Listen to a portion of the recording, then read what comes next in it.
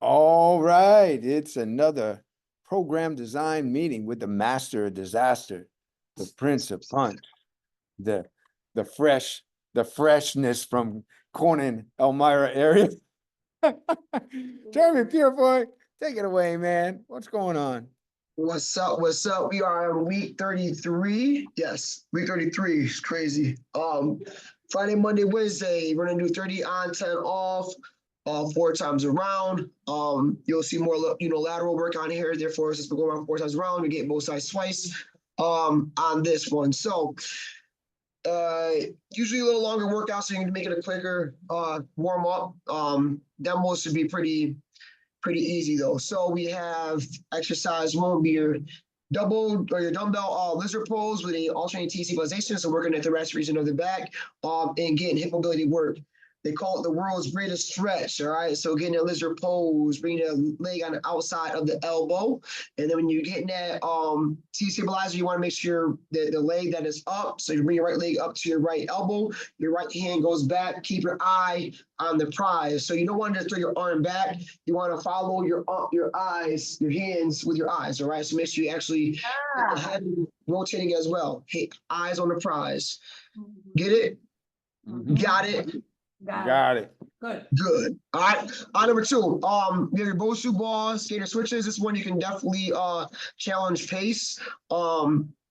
This is a coordination is going to call for some coordination on this. You might find yourself being here teaching it. This can be your little Richard Simmons act. So if you have an extra Bosu ball, maybe you get in front of them and do it with them so you can actually see a visual of you doing it.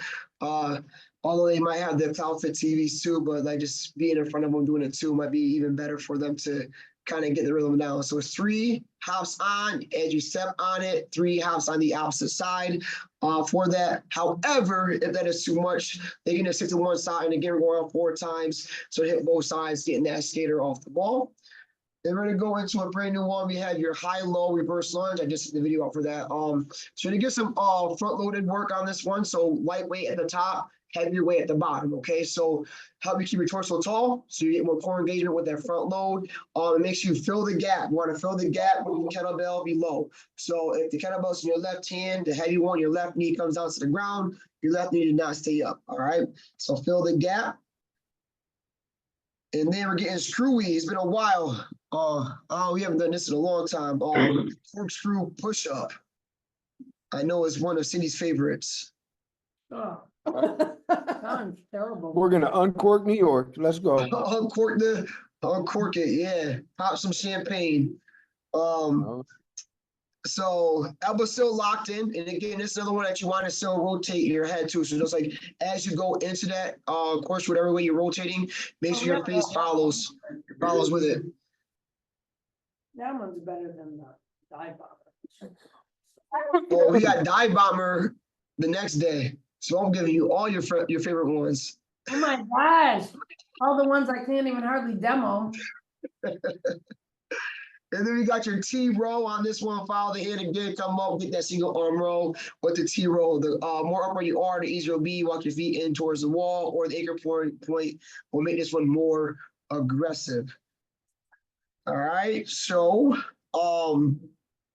not really a lot of songs that come pop to my mind that make it like fun with demonstrations. Obviously you can make some fun comments for the corkscrew push-ups and all that to be more entertaining, but no actual songs come to my head to think of anything like that. And then we're gonna go into round 2.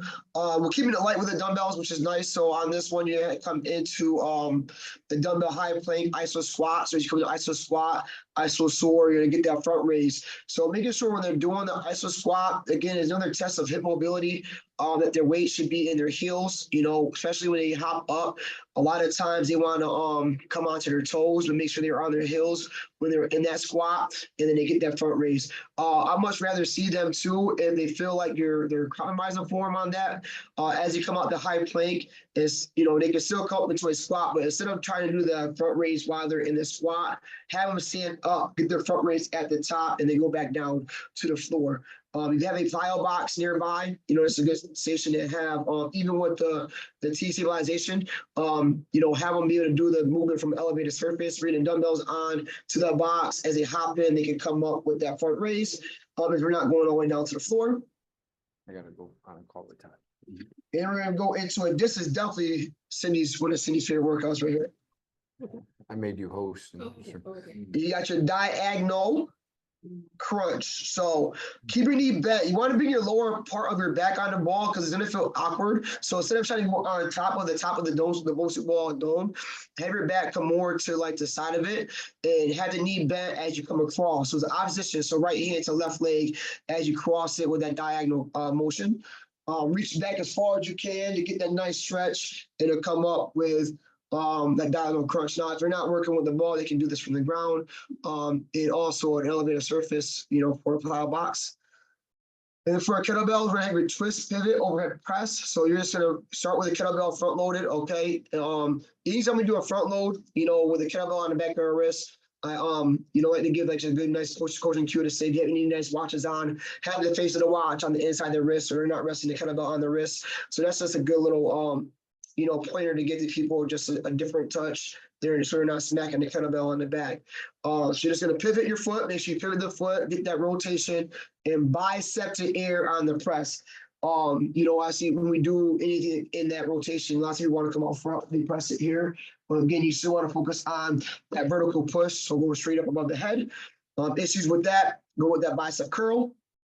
And then we're gonna go to locomotion, your sprint to back pedal. Back pedal, make sure you sink your hips down, lead with your hips, okay, not with the back. You want to see anyone running back and then all of a sudden they tumble backwards, fall on their butt. So you want to make sure you're leading with your hips as they go with that back pedal. And focus on a deceleration as they come into that sprint. They slow down, focus on a deceleration. And then this would be the station to actually definitely start at to help members get their feet into the fandles. You're gonna have your rear foot elevated split squat. You can always progress this one by adding a hop in the lunge, right? So they come down, come back up, they can add a hop in it. Active hands, good run mechanics, elbows bent, fingers open as they go down, come back up. So cheek to cheek with your hands with this one. You can always progress it. You have any fit fighters, extra dumbbells laying around. If they want to add some weight to it, they can always add some extra weight to this movement as well. Don't necessarily demonstrate it that way, but if any Jedis in the class that might want to have some more leg work with this too. There's already a balance challenge movement, so it's going to take a lot of balance. So you might see people like having a hard time stabilizing on this.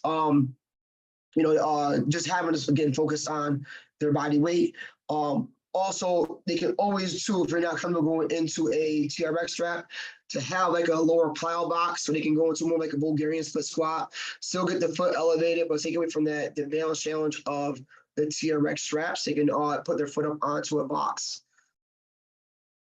And then finisher time, you got the split the room finisher. So one half of the room will be doing a squat while the other one will be doing an iso squat. The iso squatters can be carving it up, having some fun, cheering on people that are doing their squat or jump squat. They can progress it to a jump squat too. I should have put that on there. So speed squats for jump squats, while the other half is doing an iso squat, and then they switch. They have 10 seconds.